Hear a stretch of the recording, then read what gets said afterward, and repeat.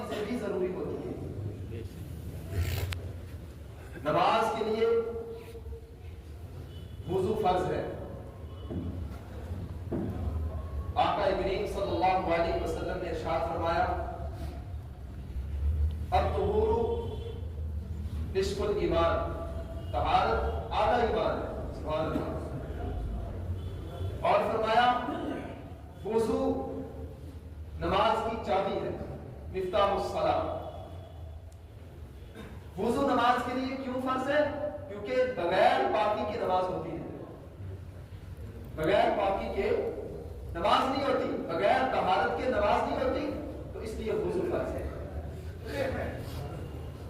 یہ بنیادی مسائل، ہماری قوم میں بہت سارے حضرات ایسے ہیں، اللہ رحم کرے، جن کو نماز کے مسائل تو درکنار، وضو کے مسائل بھی صحیح معلوم نہیں۔ یہ ایک المیہ ہے اور یہ افسوس کی بات ہے کہ جس قوم کی ابتدا کی اقرا سے ہے، جس دین کی ابتدا کی اقرا سے ہے، پڑھو۔ ہمارے اسلام میں، دین اسلام میں تعلیم پر جتنا زور دیا گیا ہے باقی کسی دین میں، ہمارے دین میں سب سے زیادہ اہمیت تعلیم کو ہے، پڑھو۔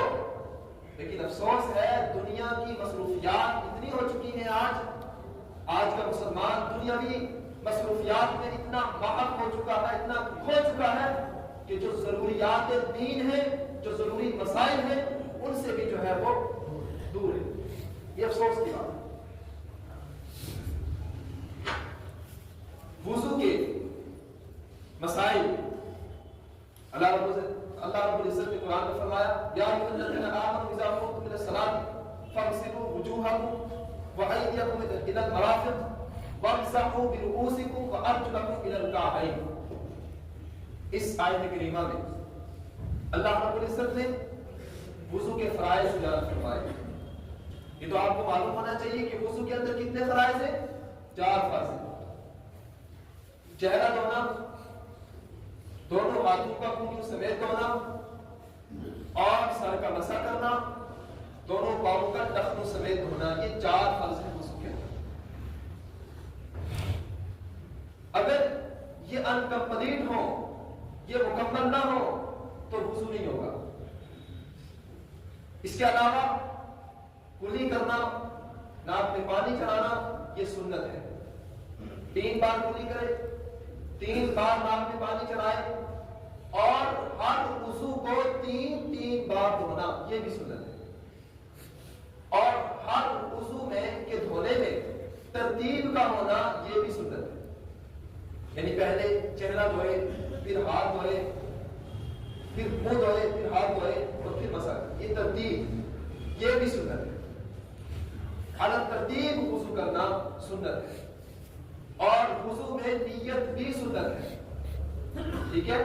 امام شافعی کے نزدیک فرض ہے، لیکن امام اعظم ابو حنیفہ کے نزدیک سنت ہے، احناف کے نزدیک سنت ہے۔ اس اختلاف سے بچنے کے لیے ضروری ہے کہ نیت کر لیں، سنت ہے۔ اور زیادہ پانی بہانا وضو میں یہ مکروہ ہے، اور اس سے بچنا مستحب ہے، ضروری ہے، ورنہ وضو کے ثواب میں کمی ہو جائے گی۔ اسی طرح جو پانی انسان کی باڈی سے ٹچ ہو جاتا ہے، چھو جاتا ہے، اس کا حکم الگ ہو جاتا ہے، اسے مائع مستعمل کہتے ہیں، استعمال ہوا پانی۔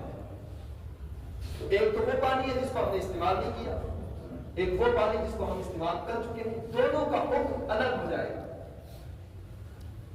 تو جو وضو کے قطرات ہیں، جب انسان وضو کرتا ہے، حدیث پاک میں آتا ہے کہ جب انسان وضو کرتا ہے، بندہ مومن وضو کرتا ہے، تو اس وضو کی وجہ سے اس کے گناہ دھلتے ہیں، سبحان اللہ، گناہ دھلتے ہیں۔ تو ان قطرات سے اپنے آپ کو بچانا ضروری ہے، کپڑوں کو بھی بچانا ضروری ہے، اور مسجد کو بچانا بھی یہ بھی ضروری ہے۔ یہ جو وضو کے قطرات ہیں، ان کو کپڑوں پر لگا لینا یہ مکروہ ہے، اس سے بچنا ضروری ہے۔ تو آئندہ ان چیزوں کا خیال رکھیں، جب بھی وضو کرے تو تو وضو کے قطرات سے اپنے آپ کو بچائیں، کپڑوں کو بھی بچائیں، اور مسجد میں وضو کے قطرات کو ڈالنا یہ حرام ہے، اس بات کا خیال رکھیں۔ اس کے بعد یہ میں اختصار کے طور پہ بتا رہا ہوں، مختصر طور پہ، ورنہ اس کی بڑی لمبی تفصیل ہے، وقت نہیں ہوتا ہے۔ تو وضو کے مسائل، چار فرض ہے، کلی کرنا سنت ہے، ناک میں پانی چلانا سنت ہے، تین بار، ہر وضو کو تین بار ہونا یہ سنت ہے، اور جو وضو کے فرائض ہیں ان کو ترتیب کے ساتھ کرنا یہ بھی سنت ہے، نیت یہ بھی سنت ہے، اور مکروہات جو میں نے آپ کے سامنے عرض کر دی۔ تو اس طریقے سے وضو کرنا ہے، یہ مسنون طریقہ ہے، یہ وہ طریقہ ہے جس طریقے سے ہمارا وضو کامل ہوگا۔ جب ہمارا وضو کامل ہوگا، طہارت کامل ہوگی، تو انشاءاللہ ہماری نماز بھی کامل ہوگی۔ اب نماز کے لیے نماز سے پہلے بڑی چیزوں کی ضرورت ہے۔ طہارت کی تو ہے، ستر عورت ہے، استقبال قبلہ ہے، یعنی ڈائریکشن قبلے کی، استقبال قبلہ ہے، وقت ہے، نیت ہے، اور تکبیر تحریمہ ہے۔ یہ شرائط نماز کہلاتی ہے۔ اچھا، کچھ جو اصطلاحات فقہ ہیں جیسے فرض، واجب، سنت، مستحب، ان کو آج یاد رکھیں، میں آپ کے سامنے بیان کر رہا ہوں، یاد ہونا ضروری ہے۔ فرض کسے کہتے ہیں، واجب کسے کہتے ہیں، سنت کسے کہتے ہیں، مستحب کسے کہتے ہیں، مباح کسے کہتے ہیں، ان سب چیزوں کا علم ہونا ہمیں ضروری ہے، کیونکہ جب تک ان کا علم نہیں ہوگا تو ہم نماز کے مسائل نہیں سمجھ سکتے کہ نماز میں کون سی چیز ضروری ہے، زیادہ کس کو اہمیت ہے، اس سے کم کس کو اہمیت ہے، اس سے کم کس کو اہمیت ہے، تب تک ہم نہیں سمجھ سکتے جب تک ہم ان اصطلاحات کو یاد نہ کر لیں کہ فرض کسے کہتے ہیں، واجب کسے کہتے ہیں، سنت کسے کہتے ہیں، اور مستحب کسے کہتے ہیں۔ فرض وہ ہے جس کا کرنا انتہائی ضروری ہو اور جس کے چھوڑنے پر گناہ کبیرہ ہوتا ہو، بڑا گناہ۔ فرض وہ ہے جو قرآن و سنت سے ثابت ہو اور جس کا کرنا انتہائی ضروری ہو اور جس کے چھوڑنے پر بڑا گناہ ہوتا ہو، گناہ کبیرہ، اسے فرض کا سب سے بڑا درجہ، یعنی سب سے زیادہ کرنا جس کا ضروری ہوتا ہے وہ کیا ہے؟ فرض ہے۔ فرض سے نیچے واجب، سب سے بڑا درجہ فرض کا ہے، جس کو کرنا سب سے زیادہ امپورٹنٹ ہے، ضروری ہے، اور اس کے چھوڑنے پر بڑا گناہ ہوتا ہے، اور بڑا گناہ جو ہے وہ انسان کو جہنم میں لے جانے کا سبب ہے، نعوذ باللہ من ذالک۔ تو سب سے زیادہ ضروری کیا ہے؟ بولو، فرض ہے، جس کا کرنا سب سے زیادہ ضروری ہے وہ فرض ہے۔ فرض سے نیچے دوسرا مقام کس کا ہے؟ واجب کا۔ واجب وہ ہے جس کا کرنا ضروری ہے لیکن اس کے چھوڑنے پر گناہ صغیرہ ہے، کبیرہ نہیں، چھوٹا گناہ، ایک بار چھوڑنے پر، اور اگر کوئی بار بار چھوڑے تو پھر گناہ کبیرہ ہے۔ سمجھ رہے بات؟ واجب وہ ہے جس کا کرنا ضروری ہے اور جس کو چھوڑنا گناہ صغیرہ ہے یعنی چھوٹا گناہ ہے، اور بار بار چھوڑنا گناہ کبیرہ ہے یعنی بڑا گناہ ہے۔ سمجھ گئے؟ اسی طرح سنت، پہلے فرض، پھر واجب، پھر تیسرا مقام کس کا ہے؟ سنت کا۔ سنت اس عمل کو کہتے ہیں جو نبی اکرم صلی اللہ علیہ وسلم سے ثابت ہے، جو فعل میرے آقا صلی اللہ علیہ وسلم نے کیا، فعل کہتے ہیں کام، جو کام میرے آقا صلی اللہ علیہ وسلم نے کیا وہ ہمارے لیے سنت ہے۔ اور سنت کی دو قسمیں ہیں، سنت مؤکدہ اور سنت غیر مؤکدہ۔ سنت مؤکدہ اس کو کہتے ہیں جس کو نبی اکرم صلی اللہ علیہ وسلم نے لگاتار کیا، کنٹینیو کیا۔ سمجھ رہے بات؟ سنت مؤکدہ وہ ہے جس کو حضور علیہ السلام نے لگاتار کیا، کنٹینیو کیا، ہو اس کا درجہ بڑا ہے۔ اور سنت غیر مؤکدہ وہ ہے جس کو نبی اکرم صلی اللہ علیہ وسلم نے چھوڑ دیا۔ ٹھیک ہے؟ تو سنت مؤکدہ کا واجب کے بعد سنت مؤکدہ، غیر مؤکدہ اس کے بعد مستحب ہے، اور پھر مباح ہے۔ تو سنت مؤکدہ جو ہے اس کے چھوڑنے پر بھی گناہ صغیرہ ہے.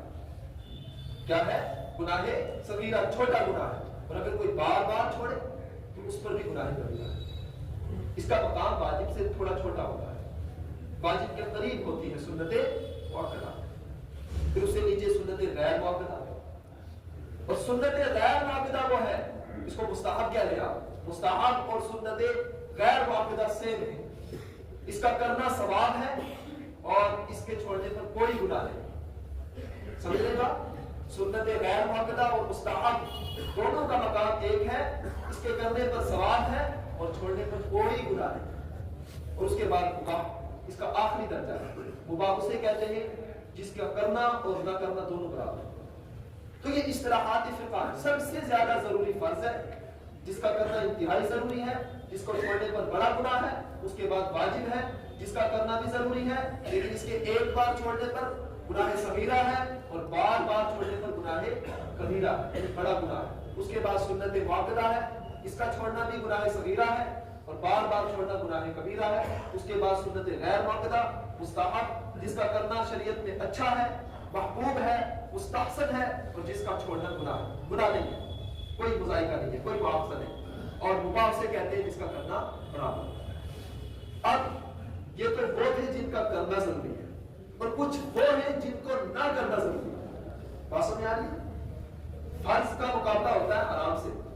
جس طرح فرض کو کرنا ضروری ہے اسی طریقے سے حرام سے بچنا ضروری ہے. ٹھیک ہے؟ نماز میں بھی اسی طرح کچھ چیزیں فرائض ہیں، کچھ واجبات ہیں، کچھ سنت ہیں، کچھ مستحبات ہیں اور کچھ جو ہے وہ مستحبات نہیں ہیں. تو ان چیزوں کا ہمیں علم ہونا ضروری ہے. تو سب سے پہلے نماز کے لیے کیا چیز ضروری ہے؟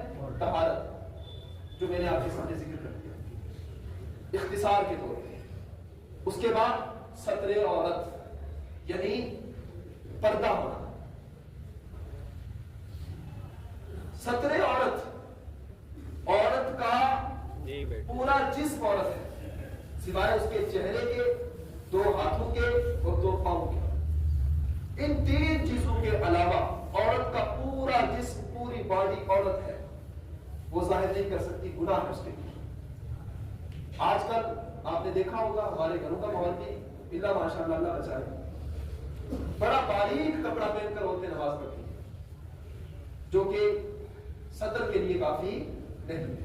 یعنی شریعت کے طور پہ، شرعی اعتبار سے اگر دیکھا جائے تو وہ صدر کے لیے کافی، جس سے جسم کا رنگ دکھے، یا اتنا پتلا اتنا باریک دوپٹہ پہننا جس سے بالوں کی سیاہی نظر آئے، یا اتنا ٹائٹ کپڑا پہننا جس سے باڈی کے اعضاء نظر آئے، یہ صدر کے لیے کافی نہیں ہے.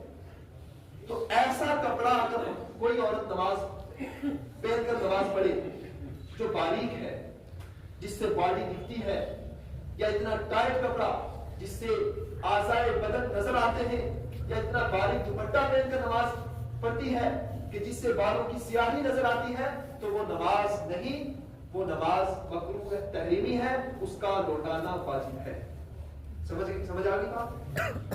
ہاں، جتنی بھی ایسی نمازیں پڑھی ہیں آج تک، وہ تمام نمازیں جو ہیں واجب الاعادہ ہیں کہ ان کو لوٹانا ضروری ہے. جیسے یہ مسئلہ بڑا امپورٹنٹ ہے، اپنے گھروں میں بتائیں اپنی بہنوں کو، اپنی بچیوں کو، اپنی بیویوں کو، اپنی ماؤں کو اس مسئلے سے آگاہ کریں تاکہ آئندہ ہم اس سے بچ سکیں. بات سمجھ آ گئی؟ اسی طرح مرد کے لیے ستر عورت ضروری ہے. اگر سنت لباس کے بارے میں آپ پوچھیں گے کہ سنت لباس کیا ہے، تو وہ تو پجامہ ہے اور کرتا ہے. سنت لباس نہیں. تو اس پجامہ اور کرتے کے علاوہ جو لباس ہے وہ سنت لباس نہیں. جو پینٹ شارٹ ہے، اگر بنیادی اعتبار سے ہم دیکھیں تو یہ یہود و نصارہ کا ایجاد کیا ہوا ہے. کوئی دور ایسا تھا کہ جب علماء نے اس کے پہننے پر حرام کا فتویٰ دیا کہ پینٹ شارٹ پہننا کیا ہے؟ حرام. کیوں؟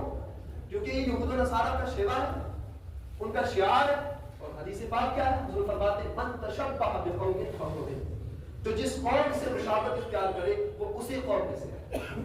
تو اس لیے اس وقت علماء نے روکا، کیونکہ یہ ان کا شعار تھا، ان کا شعبہ تھا، ان کی ایک پہچان تھی. تو مسلمانوں کو روک دیا کہ یہ حرام ہے.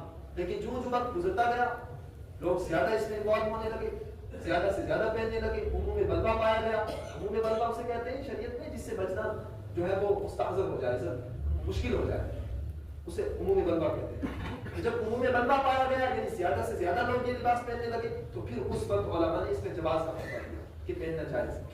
لیکن حقیقت اگر دیکھیں گے آپ تو یہ لباس سنت لباس نہیں، یہ بالاتفاق ہے، اس میں کوئی جو ہے وہ اختلاف نہیں. اب جہاں تک بہتر ہو سکے نماز کے لیے سنت لباس کا اہتمام ہم کریں.